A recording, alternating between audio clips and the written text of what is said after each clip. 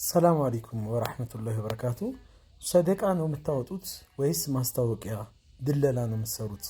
እኔ በጣም የሚገርመኝ ከሆነ ጊዜ በኋላ የመጣ ይህን ያህል ፎሎወር እንዲኖረን ካደረጋችሁ 500 ሺህ ካስገባችሁን 1 ሚሊዮን ብር ካስገባችሁን ይህን ያህል ገንዘብ እንሰጣችኋለን እያላችሁ ሰዎችን ግለሰብም ሊሆን ይችላል የተቸገሩ ግለሰቦችን እንደዚሁም ደግሞ ድርጅቶችን ሊሆን ይችላል እንዲህ ያደረጋችሁ አደባባይ ላይ እነሱ እንዲሰጡ እንዲለምኑ ለምንድን ነው የምታደርጓቸው?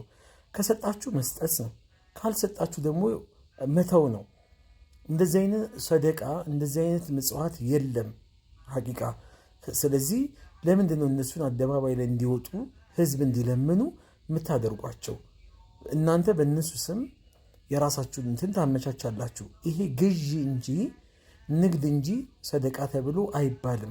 ሰውን መርዳት ከፈለጋችሁ ሰው ታሞ ለመርዳት ተቸግሮ ለመርዳት እንደዚሁም ደግሞ የሆነ ሀጃ የሆነ ጉዳይ አጋጥሞት እሱን ለመርዳት እኔ ብር እለቅልሃለሁ 100 ሺህ ብር 500 ሺህ ብር 1 ሚሊዮን ብር እሰጣችኋለሁ፣ ነገር ግን የኔን ተከታዮች አብዙልን። ኧረ አላህን ፍሩ። እንደዚህ አይነት ሰደቃ የሚባል ነገር የለም።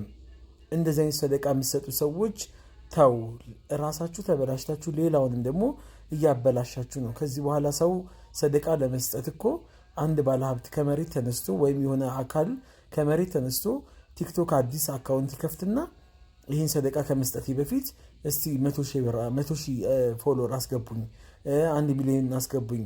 እንዴ ምን አይነት ነው?